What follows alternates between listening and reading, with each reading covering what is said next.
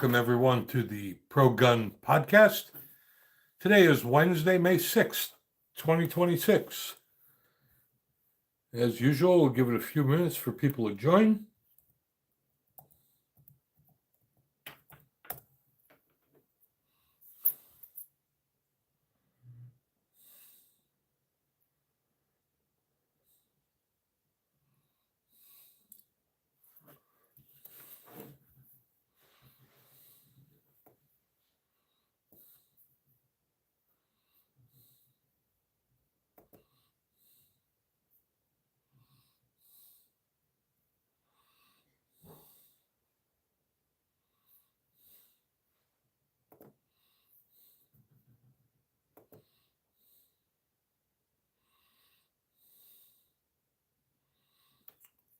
And YouTube is very slow today.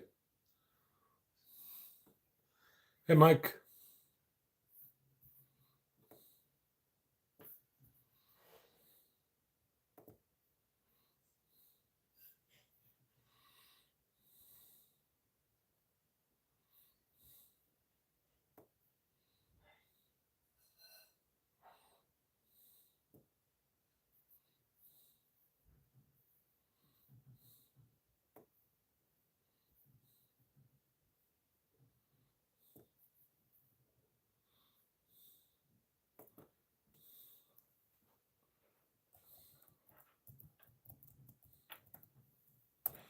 All right.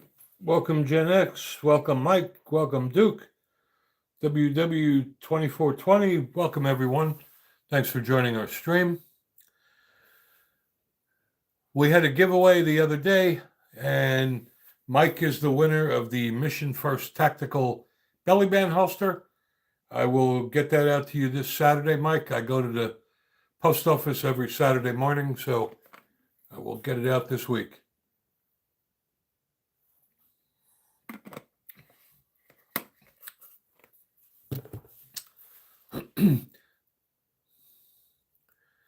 So, what do we have in gun news today? Well, this is a good one. The DOJ is suing the state of Colorado for their unconstitutional magazine ban. And this is huge because this should apply in every state, not just Colorado. So Colorado passed a unconstitutional magazine ban a year or so ago. And the Trump administration is suing them, ruling it's unconstitutional. Now, see, here's the problem with the lawmakers. You have a bunch of dumbasses that don't know anything about firearms making gun laws. Now, an AR-15 comes standard with a 30-round magazine. That's not high capacity. That is standard issue. So it's these liberal states that lawmakers make up their own version of high-capacity magazines, when in reality, those are just standard issue. They're not high capacity. It looks like Pennsylvania is trying to become a constitutional carry state, and it passed the House, but there's no way Josh Shapiro is going to sign that. So if you live in PA, I wouldn't get too excited about that.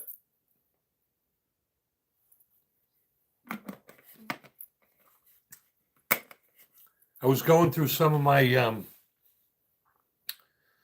firearms to see what ones I can get rid of to get something new. And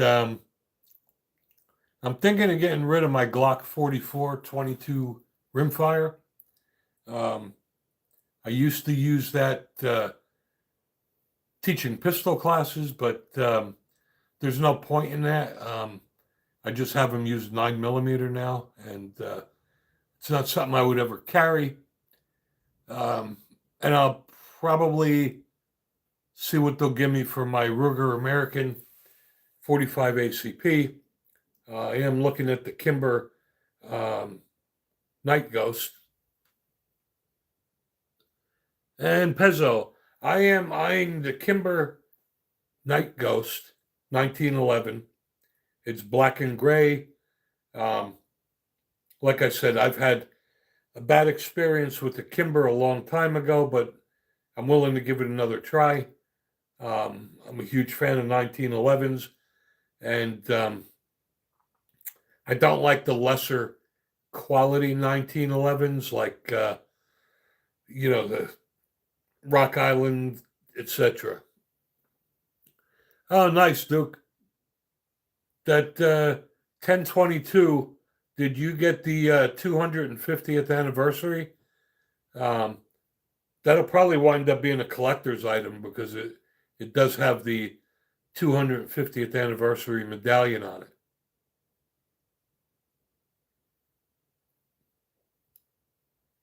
I did just receive my Tucker and Bird pancake holster after 2 months. I would have got the 250th anniversary, Duke. It's the same price. I've seen it for under $300. If I were doing it, I'd get the 250th anniversary, only because it'll probably be a collector's item.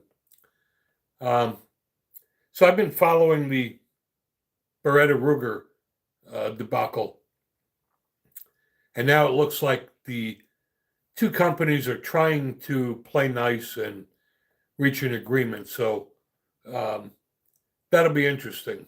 I'm hoping that they don't dismantle Ruger and they let them keep their own division. They have great revolvers.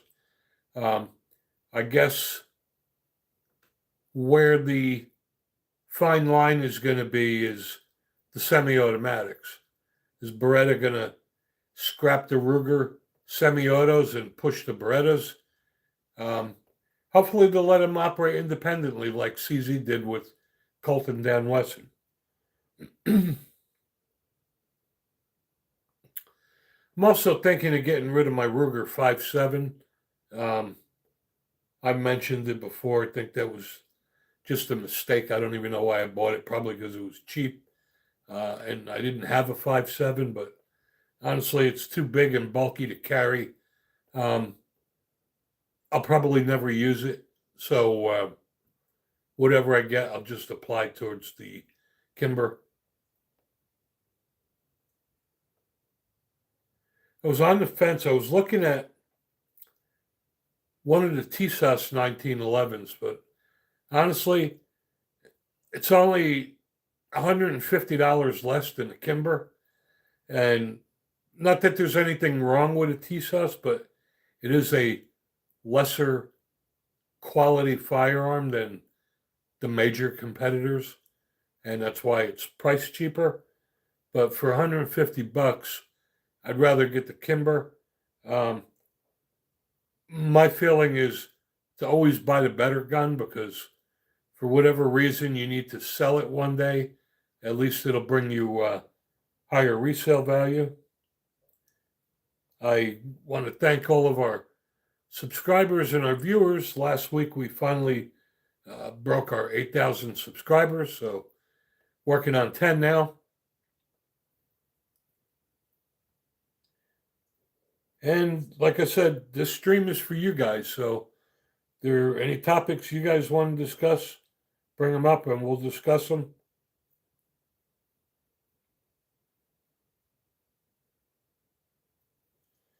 I also got another holster from Urban Carry. When I got my Smith & Wesson M&P 2.0 10 millimeter, I had a hard time finding a holster for that. A leather one anyway. But Urban Carry had one, so I got that. I think I'm done with Kydex holsters. I just had enough of them. There's nothing better looking and more comfortable than leather. And that's why I like Urban Carry, because most of the leather holsters on the market don't have retention. That's why they offer a thumb brake. But the lock leather from Urban Carry gives you the best of both worlds. You have the look and the comfort of leather, and you have the security with the retention of Kydex. And honestly, they're not really much more money than a good Kydex holster. They're only like $80, and $80 is not a lot of money for a real leather holster.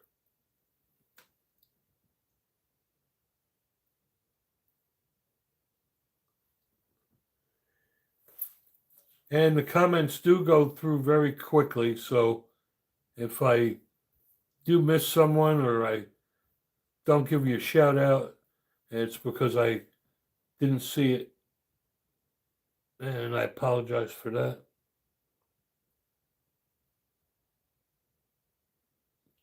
Yeah, yeah, that's a good one, Duke. Yeah, it doesn't matter, does it? Living in New Jersey. Hey, Duke, did you ever get your New Jersey carry permit? I'm just curious because I have a lot of friends in New Jersey that I speak to regularly, and none of them have gotten their carry permit yet.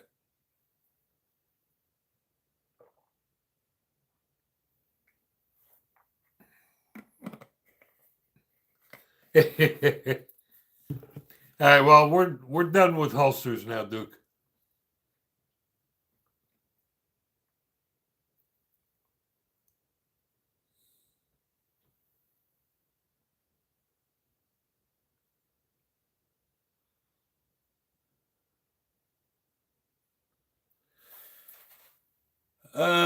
Pezzo, I haven't heard of them. I have to take a look at that.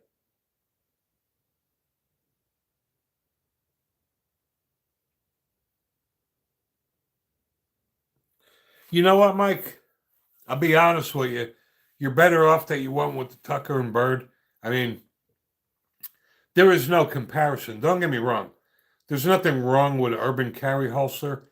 Um, I have a few of them, but I mean, Tucker and Bird is like the Rolls Royce of leather holsters. I mean, uh, they're not only handmade, they're custom made. Um, you can't even compare them.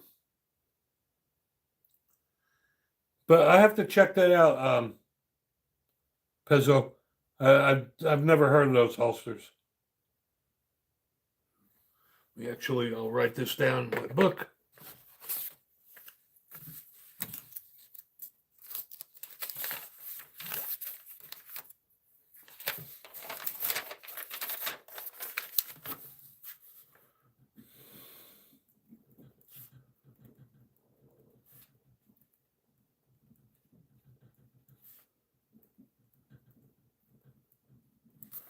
I finally did get to shoot my Viper over the weekend, so that was a good thing. Um, and I finally did get all my parts, and I'll get right to you there, Duke. Um, I did get all my parts, and I did assemble my Glock 21, and that is badass. I got the black frame from Lone Wolf with a uh, Stormtrooper white Cerakoted slide, so pretty damn cool. Duke, when I carry, do I keep around in the chamber? Absolutely. Um, a lot of people ask that question. Um, this is my opinion. If you carry a firearm and you don't have one in the chamber, it's almost like putting on your seatbelt after you hit the tree. Now, the Israeli army, they don't keep one in the chamber. They just carry with the magazine in there and they practice racking the slide. But these guys do this 10,000 times a day. I just think that if you're going to carry with one in the chamber. Now, maybe people don't do it because they don't feel comfortable, and it's probably because they're carrying a striker fired pistol. But if you're going to carry with one in the chamber, then maybe go to a hammer fired pistol. And that's what's great about the 1911s. They're made to be carried cocked and locked. Matter of fact, you can't even put the safety on a 1911 unless you have the hammer pulled back. And unlike the polymer, the 1911s have that back strap. And unless you get your hand in there and push that back strap in, it's never going to fire.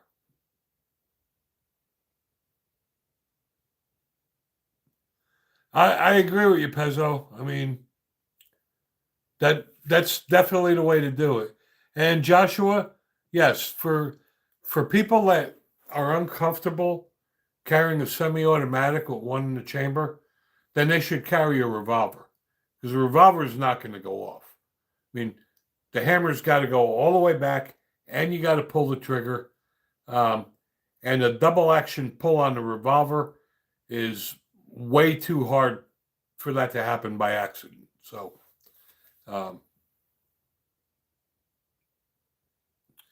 WW2420. Yep, I carry every firearm I own hot. I mean, in an emergency situation, you don't really, there's enough things to worry about. You don't really want to have to remember, do you have one in the chamber or not? And that's why I'm not a big fan of safeties, of mechanical safeties. I don't intentionally order any of my firearms with the safety. Sometimes you have no choice. They just come in that way. But I never use them just for that reason. It's just one more thing you have to remember with muscle memory. Now you draw your firearm and you have to remember, is the safety on? Take the safety off. I'm just not a fan of keeping the safety on. However, on the 1911, they were designed that way. So if you carry a 1911, you should have trained enough with it where your brain tells you, as you draw your firearm, to move your thumb down and knock the safety off. The last thing you want to do is have to use your firearm, pull the trigger, and oops, because you may not get a second chance.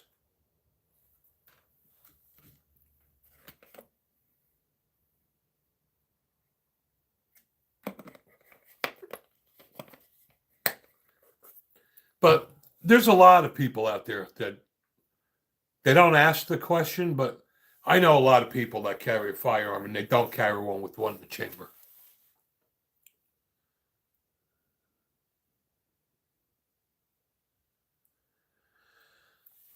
All right, that's a good question, Joshua. It's a very broad topic. First of all, are you looking for hammer fired or striker fired semi, and what caliber?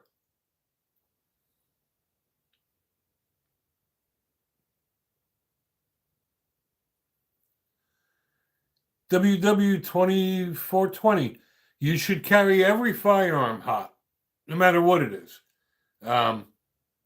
My feeling is, if you don't trust your firearm or yourself, then maybe you shouldn't be carrying a firearm.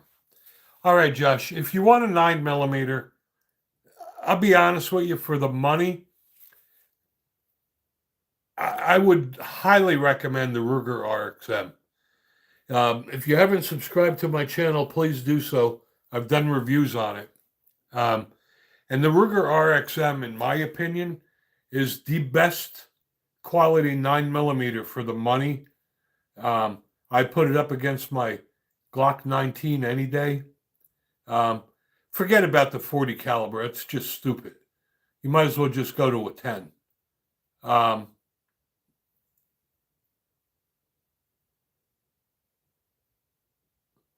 Exactly, Mike. That's my point. And that's why if my gun comes with a safety, I never use it. Except the 1911, again, because you can't even engage the safety on a 1911 without the hammerback. But people that carry a 1911, they train a lot with it. And their muscle memory is going to know to just knock it off. But anyway, Josh, I would highly recommend the Ruger RXM. It's about $400. It's Glock Gen 3 compatible. Got a tritium front night sight. It's optic ready. The grip module is phenomenal. The grip module is made by Magpul, and they now have compact, subcompact, and full size. I put the full size on there. Another one I would recommend to you, though, Josh, is I'm a huge fan of the Springfield Echelon. When I bought the Echelon, it was only available in full size, but now it's available in compact, and the Echelon is no doubt one of the best 9mm on the market.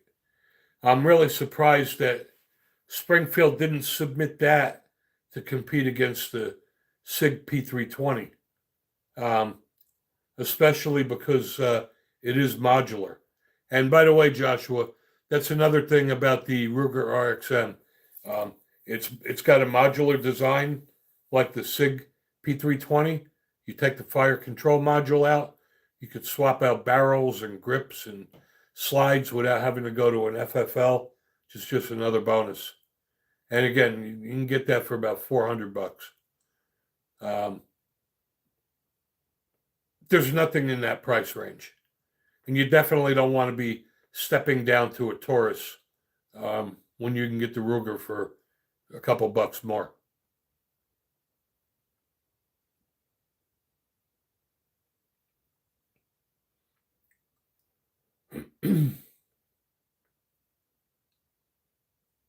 All right, what other questions we got out there?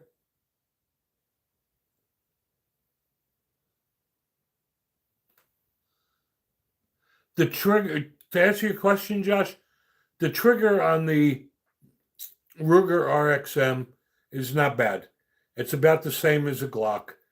Glocks don't have the best triggers in the world, but I don't mess with my triggers.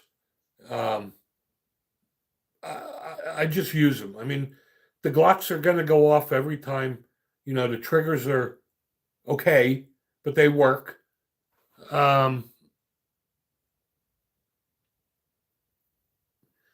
I carry 180 grain, Duke, on my 10mm.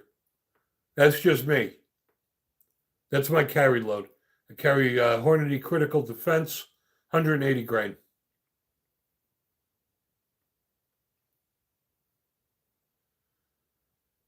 And I use the same ammo for home defense. So I don't have home defense ammo and carry ammo. My carry ammo is my defense ammo. And that's another thing people need to do. So you go out and you buy your Hornady Critical Defense, and then people have more defensive ammo for home. Then they have the range ammo.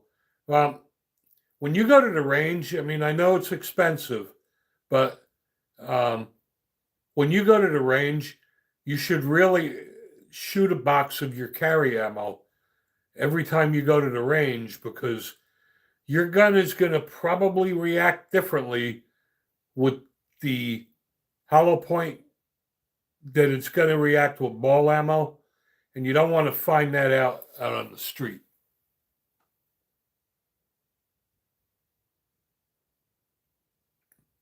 As long as that works for you, Pezzo, I'm just not a fan of the XD. I'm sorry. It's not Springfield's best work. And old grouchy guy, I agree. Different ammo does perform differently. And that's why when you go to the range, you should train with the ammo you're carrying. I mean, you don't need to shoot 500 rounds of it, but I mean, every time you go to the range, you should shoot some of the ammo you're carrying. Shouldn't be a surprise if you have to use it in real life. Yeah,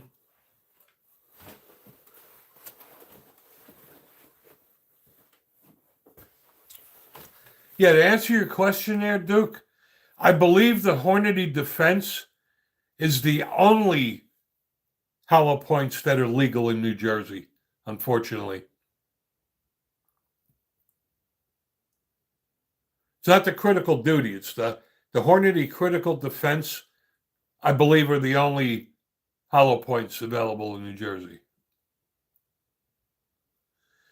You know what, Pezzo? I have them both. I like them both. Here's my thought. If you're on a budget, the Ruger RXM is a phenomenal gun for $400. If money's not a problem, I would go with the Echelon hands down. I mean, the Echelon is clearly a superior gun. I mean, just the they have a pin mechanism for optics, right? And just the pin configuration on the Echelon, where you move the pins depending on the optic, it will accommodate 30 different optics without having to get an optic plate. That's some serious thought went into that.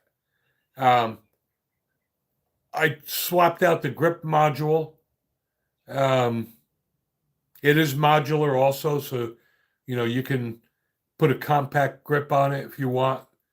But yeah, the Echelon is one of Springfield's best guns, probably one of their better selling guns. Yeah, I feel for you, Duke. I think New Jersey, I still believe, is the only state where it's illegal to own hollow points. And I think the only reason that the critical duty is legal in New Jersey is because it's not completely hollow. There's like a gel bead in there. So it's not like a traditional hollow point.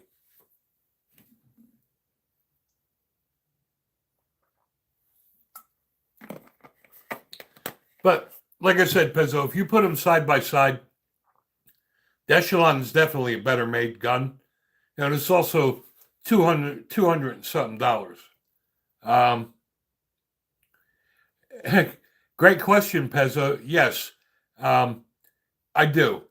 I bought my Echelon at Smoky Mountain, and I believe when I bought it, they gave me two 20-round magazines with it, in addition to the standard mags.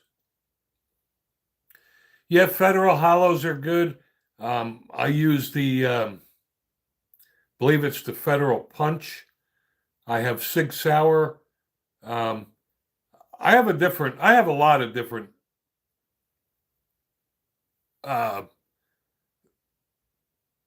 carry ammo. Depends on the gun and the caliber. I don't know about that, Mike. I just know I was looking at a list not too long ago, and I believe from what I read, because you got to be careful in New Jersey anyway, that the Hornady Critical Defense is one of the few hollow points that are legal there. Spear Gold Dot is good. I used to use Nosler. It's a little on the steep side. For my 1911s or my 45s, I use Black Talon. I have different ammo for my revolvers. But for the most part, I do like the Hornady Critical Defense. Hey, Stream Master, thanks for joining. Welcome to our stream. See a bunch of new names on here, which is a good thing.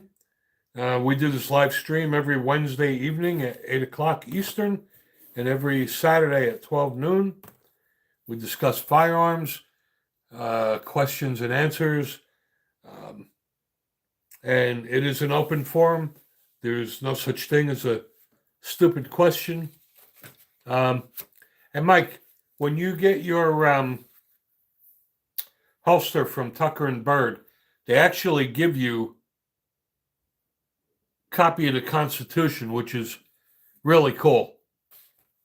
I have about 10 copies of these because I write my representatives in Tennessee almost on a monthly basis. And every time I write them about what gun bills I want them to sponsor and which ones I want them to not sponsor, they wind up sending me a Constitution booklet. So I probably got a dozen of these.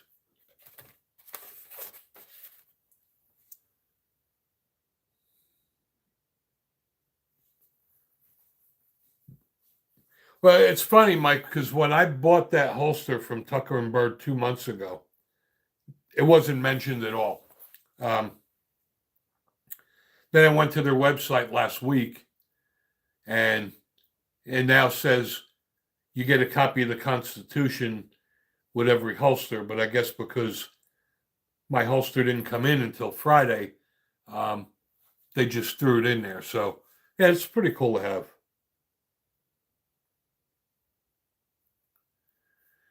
And this is why I'm happy with the new DOJ. It looks like this guy Blanche is going to actually start doing things to help us, unlike Pam Bondi. It's a huge thing that they're suing the state of Colorado. They basically told Colorado, hey, look, back off on the high capacity magazines.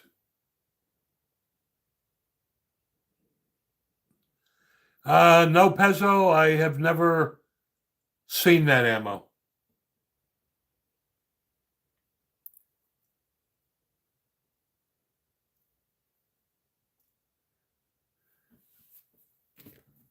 And again, I'm being hopeful that Ruger and Beretta play nice together. And, the last thing I'd hate them to do is to start screwing around with products, right? Like Ruger bought Marlin. You hope Beretta just leaves it the hell alone.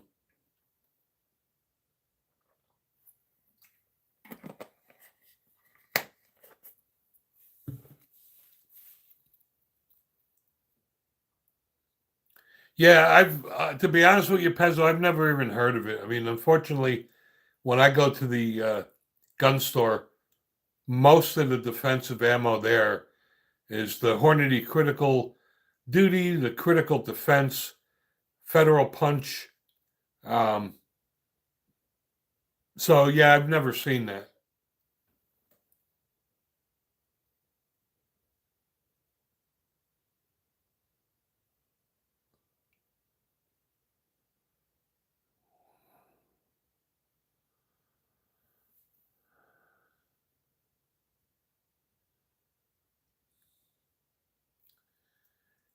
I'll answer that question for you, AG.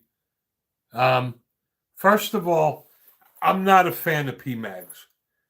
When you buy the Ruger RXM, they can't give you a Glock magazine, so they give you PMags. Not a fan of them. To be honest with you, if you're carrying a firearm to protect your life, get a damn OEM magazine. Don't buy the shitty $12 mags. The PMags are all plastic. They don't have a metal insert. I don't, for any gun I carry, I only use OEM magazines. It's okay for the range, but I don't even have crap mags for the range because I don't want to get in the habit of having to remember and separate good mags from bad.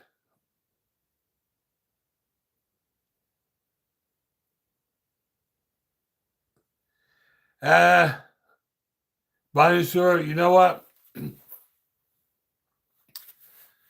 If your pants come down, it's probably your gun belt because I'm old, and I use a Core Essential gun belt, and it never bothers me. I've been wearing my Core Essential gun belts for 3 years, 7 days a week, 365. They don't sag. They keep your firearm tight and close to your body. And I am not a fan of pocket carry, nor am I a fan of shoulder holsters because they're always flapping around. And in my opinion, shoulder holster, the firearm is never pointed in the safe direction.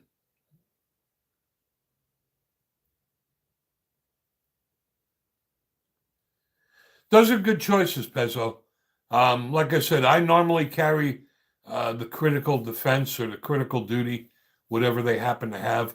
And I don't like having too many different kinds of defensive ammo because then when you got to go to the range, it costs you a fortune because you have to shoot them all, right, to know how your gun is going to react. Yeah, Joshua, you know what? There's nothing wrong with a 38. Absolutely nothing wrong with it. I'm assuming that your 38 snub nose can shoot plus P as well.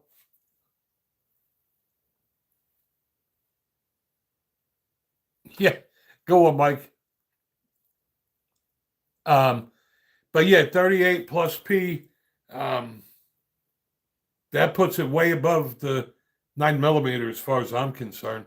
It's right in between 38 Special and 357 Magnum.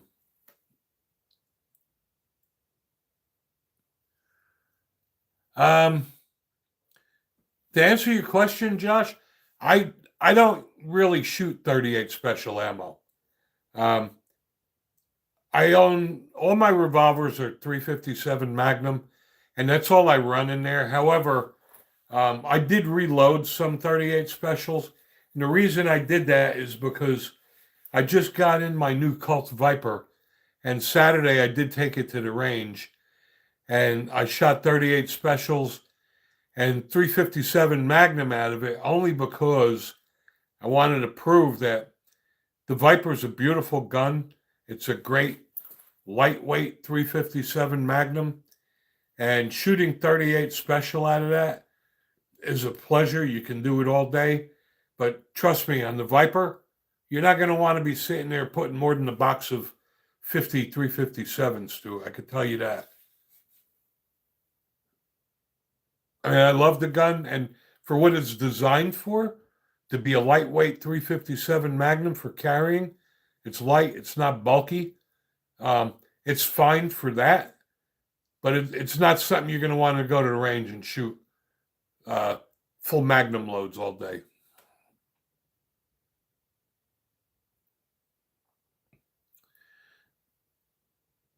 Well, and there you go, Josh. That's a great suggestion, Pezzo.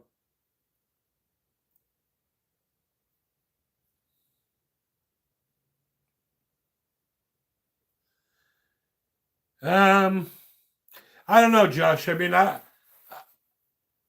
shoot 1911s all the time, and I'll be honest with you, I really don't think that the recoil is that bad. I find the 357 Magnum a lot more pounding than the 45. Um, Probably because the 45 gives you a blowback and the revolver goes up. So um, the recoil on the revolver bothers my wrists more. Um,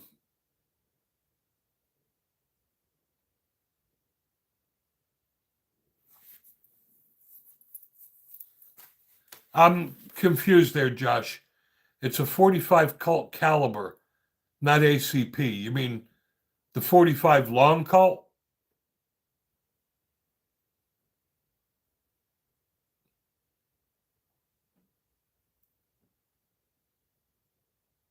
Because I agree with you. The 45 long Colt, I used to shoot them out of uh, my Taurus. Yes, Josh. If it's not 45 ACP, the 45 Colt is sometimes called long Colt because uh, if you put the long Colt next to the 45 ACP, it's about a quarter of an inch longer. And yes, Yeah, that's brutal shooting more than a box of that. And expensive too. I think it's like $60 a box.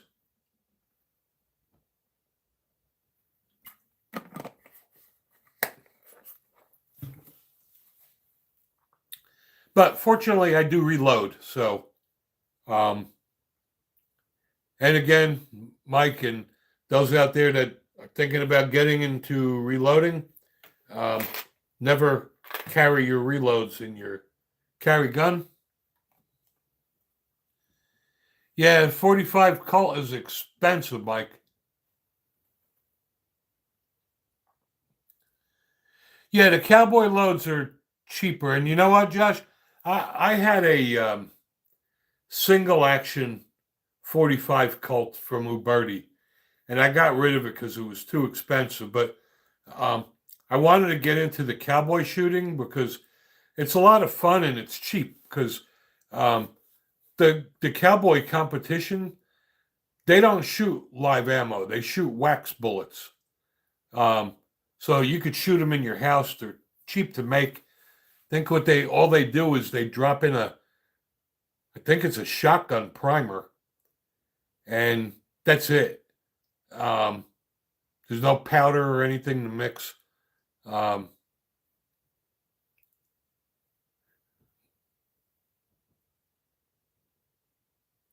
ah, good one, Josh.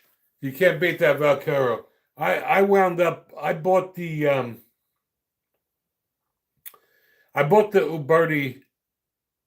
I believe the model was the Il Patron, and I love that thing. But um, nothing I hate worse is having a gun I can't afford to shoot. Um, I had a Charter Arms Bulldog, was one of my favorite guns, and 44 specials, outrageously expensive too. To answer your question, Pezzo, no, I do not think a 22 long rifle or 22 Magnum makes sense for a carry revolver. Um, Women and elderly who are recoil sensitive should just shoot 38 special. Um, there's the recoil on the 38 special is very minimal. I mean, it's really like shooting a 9 millimeter. And I love all the Uberti lines. They're great guns. I got a Uberti single action 357. Um, yeah, again, Pezzo. I mean, yeah, it all comes down to shot placement, and a woman and a elderly person um, will probably be more accurate with a 22 for follow up shots. But, you know, 38 special, you don't have to shoot them that many times. And by the way, I'm elderly, I'm old, and I still shoot 10 millimeter. So, um,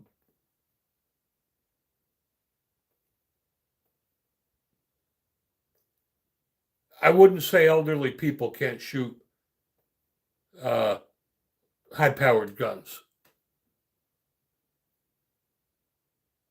Thanks, Pezzo. You know what? That Henry is probably one of my most prized possessions. I absolutely love that Henry. It's the walnut grip is gorgeous. The brass is nice. Um, I did get the carbine because I wanted the 16-inch barrel. I got to tell you that octagonal barrel weighs a ton. I mean, I went with the 16-inch barrel, and that gun is almost 9 pounds. Um, that's why I didn't go with the 20-inch. And hey, Danny, welcome. There's nothing wrong with 38 special in a snub. I I just don't carry it honestly because I'm lazy. Um, all my revolvers are 357 Magnums. I don't see any point in reloading two different calibers. So, um, I reloaded a boatload of 357 Magnum. Um, I just don't want to have two types of ammo. Um, but every now and then I do reload some 38 special because if I have friends or somebody new to shooting, I let him shoot the 38 special instead of the 357 Magnum. I also, when I shot my Viper this weekend, took a little time to get used to it because I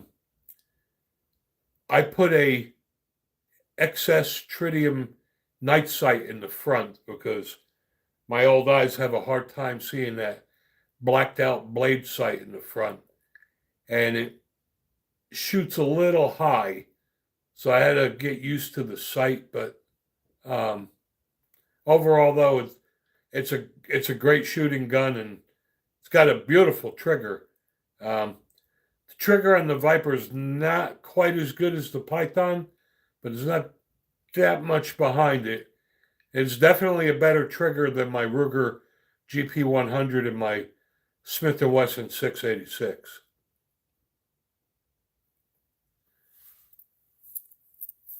And by the way, Danny, that's why I have a lot of revolvers. Um, I I carry all of mine, um, and that's why I got the Viper. It's lightweight. Um, I don't have any issues with only carrying 6 rounds. If you're shooting a 357 Magnum or a 10 millimeter, you don't need to do a double tap like the 9 millimeter guys.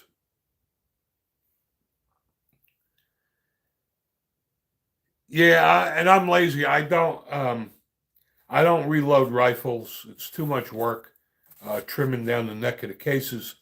Um, so I basically reload 357, 10 millimeter, 45 ACP, um, and 357 Magnum. Um, I do not reload 9 millimeter because it's too cheap to buy it.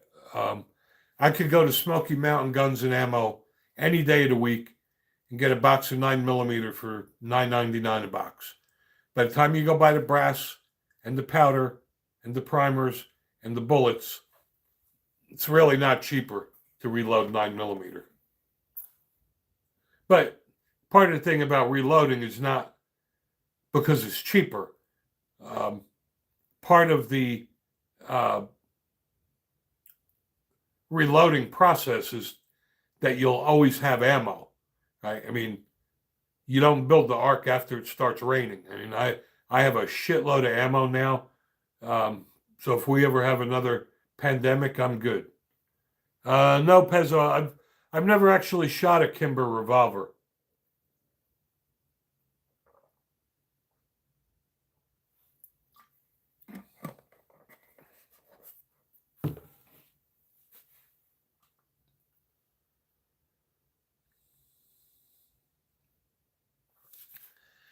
Hey, Mike, if you're still out there, did you ever get your reloading equipment yet?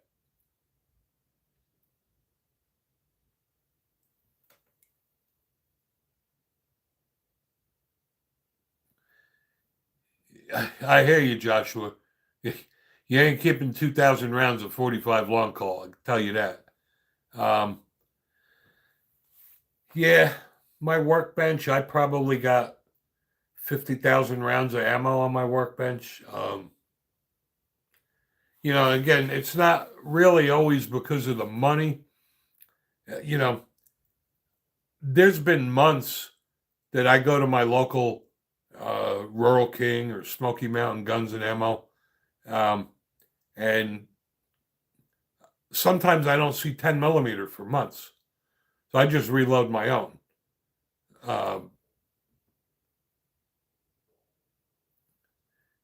oh, good for you, Mike, that you reloaded your 10 millimeter. I'm proud of you.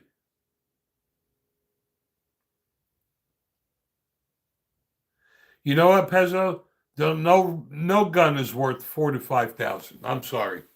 Um, if you can't shoot, an expensive gun is not going to make you shoot better. Yeah, the triggers may be nicer, may manage recoil a little bit better, but it's not going to make you shoot better. Um, Look at the staccato. There's no way the staccato's worth $3,000. I'm sorry.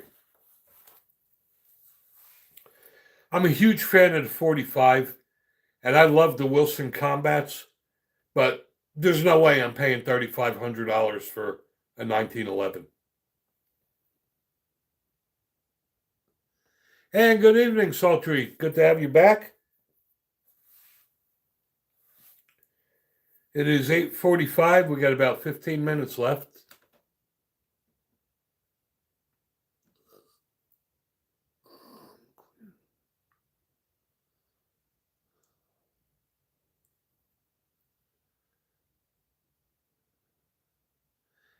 Yeah, you know what, Mike? That's the only thing I hate about shooting. It's such a pain in the ass cleaning guns. It really is. Um, it's like you could spend the whole weekend cleaning guns. And what I hate is, first you do the 9 millimeters, then you do the 10 millimeters, then the 45s, then the 357s, and it's just such a pain in the ass. No, there is nothing wrong with a GP 100 Pezzo. I love that gun. I really do. I like it a lot. Um, Matter of fact, on my GP 100, I just put high vis fiber optic front sight on that, and I replaced the standard rubber grips with. I got these grips from Ruger, and they are um, the rubber grips with rosewood inserts. Really nice. Yeah, you know what? I always wanted to do black powder, Josh. I just never got around to it. But yeah, cleaning's got to be a bitch. Um, yeah, Mike, I got my GP 100 with a 3-inch barrel. Like I said, all of my 357s have 3-inch barrels because I carry them all. Even my Python is big and heavy as it is, but that's why I got the Viper. It's a nice lightweight gun, um, but if you want a gun that has a great trigger, it's lightweight, um, and you're going to use it for carrying, yeah, the Viper is awesome. You want a gun that you could shoot 357s all day, and it's a tank and it'll last you forever, go with the GP 100. That is the most rugged looking 357 I've ever seen. Um, you could shoot 357 loads through that all day, every day. You're not going to do any harm to it. And it does a great job mitigating the recoil because it's heavy. Um, the GP 100 is one of my favorite revolvers. I do like the snake guns. So I got the Python and I got the Viper. I am thinking about getting the King Cobra.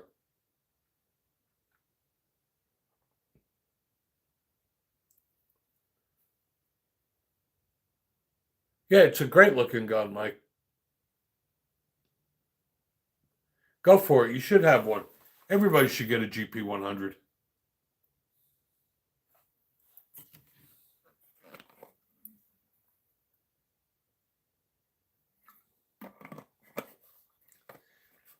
I mean, honestly, um, a revolver is probably a very good option for carrying. And they're making a huge comeback, by the way.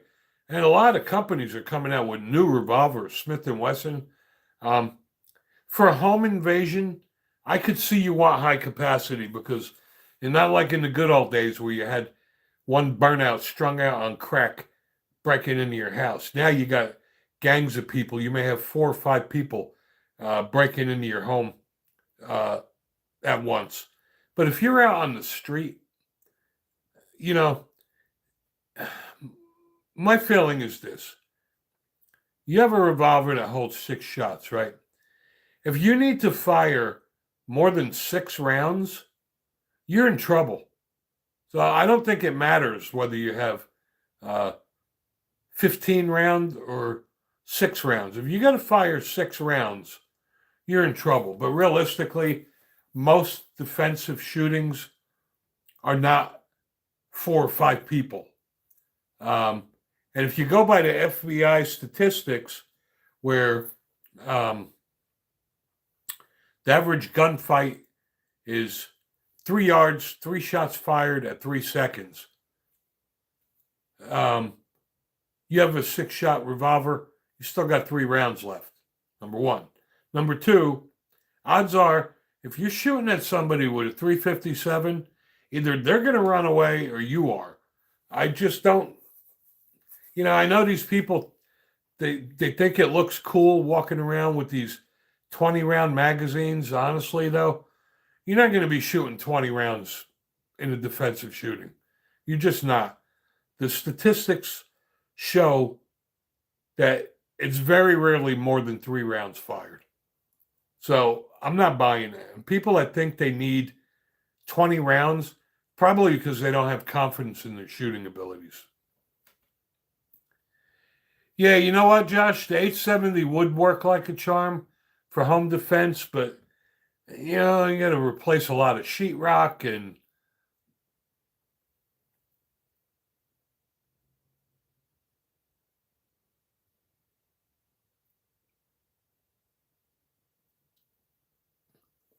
Lord Dementis, whatever works for you, brother.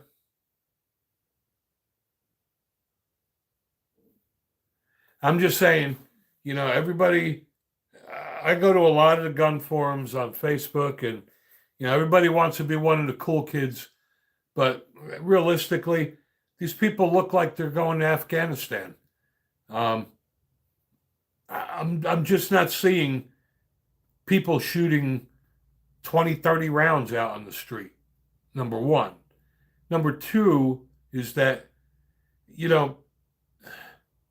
if you're carrying all of that ammo on you,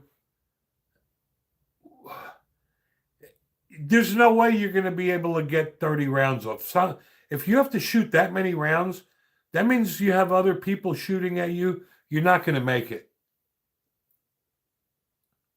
I agree with you, Lord. Yeah, a 12 gauge is great. It's just, it's messy. However, the nice thing about the 12 gauge is that you just point and shoot, right? You wake up in the middle of the night and you're half asleep, your eyes are a little groggy. You're not going to be shooting your best shots in the dark with a pistol. The shotgun will do it. The problem is it's just damn messy. You're going to have blood all over the place. You're going to have a lot of sheetrock to repair.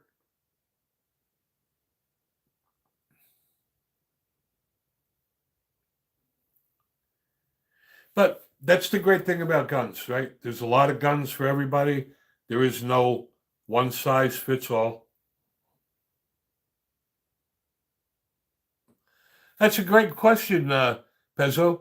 I'm a huge fan of the PCC.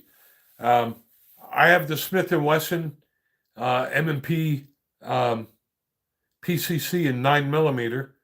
I wanted to get 10, but it wasn't available yet. Mike's got it in 10mm. They're awesome. For home defense, the nice thing about them is that if you're in close quarters, they fold up.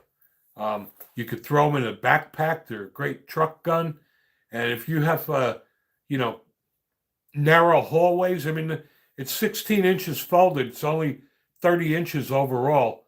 If you have narrow hallways, they're great guns for things like that.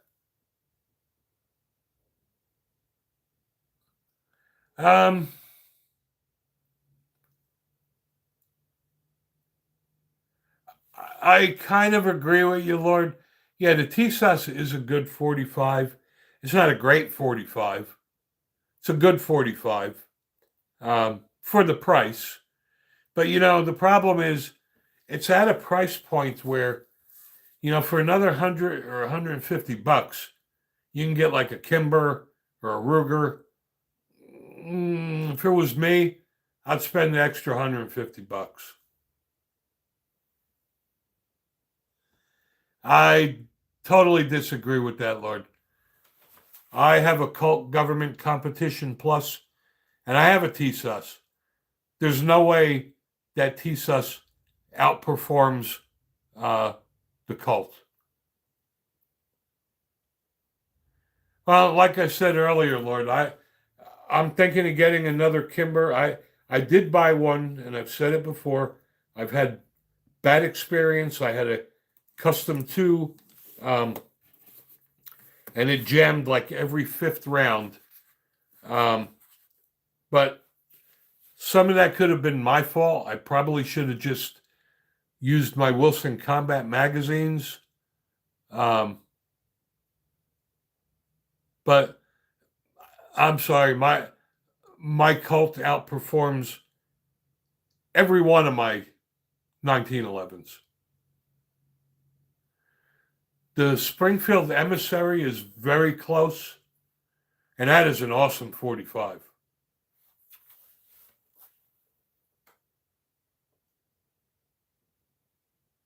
Hey, Kwani, good to see you, brother. Haven't seen you in a long time. And we got 4 minutes left. Good to see all you guys today. It's actually a newer Colt, Josh.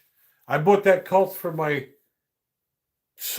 as a Christmas present last year. And honestly, I think that since CZ bought Colt, the quality is better. And I'm very happy with it. It's the Government Competition Plus.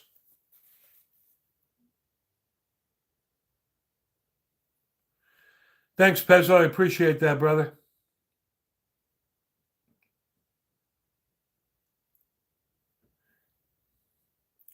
And again, for all you people that are new to this stream tonight, because I see a lot of new people here, we do this every Wednesday evening at 8 Eastern and every Saturday at 12 noon.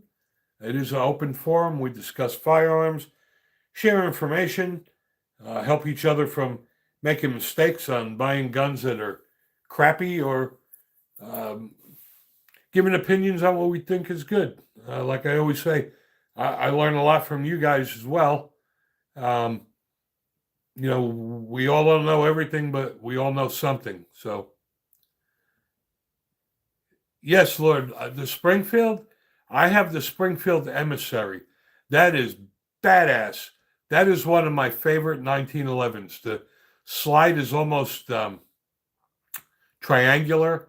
It's got a pineapple kind of grip. It's like a hand grenade pattern grip. It's got a tritium front night sight. It's optic ready. That is absolute beauty. And I think it was $1,200 and something dollars. And my wife and I were in our local Smoky Mountain Guns and Ammo. And I think it was on sale for $699. I couldn't buy that thing fast enough. I'm a huge fan of Springfields. The Garrison, I have a Springfield Ronin 1911 and 10 millimeter. Like I said, the only Springfields I am not a fan of are the XD series. It's just not their best work. I know some people have them and like them, and that's good if it works for you. The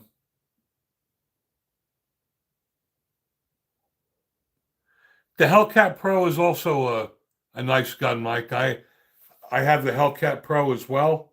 I use that when I carry that at work a lot because it doesn't print. And that adaptive texturing is really cool. The harder you squeeze it, the better it fits your hand, but it's not squishy. And now, when I got the Hellcat, I got an awesome deal. I got the gear up package with the 5 mags in the carrying case. But now the Hellcat comes with 17 round mags. No, Lord, I did not shoot any of those. All right, guys, it is 9:00. I thank you all so much for joining. Those who haven't done so, please hit that subscribe button. Yeah, I agree, Duke. This is a first. Thanks, Pezzo. I really appreciate that, brother. This is a first. This is the first time we've had this stream that we haven't had the liberals crawl out of their parents' basements. But thanks to our moderators anyway. But anyway, no libs tonight. Awesome. All right, guys, we will end this stream. Thank you all so much. Hope you all have a blessed evening. God bless.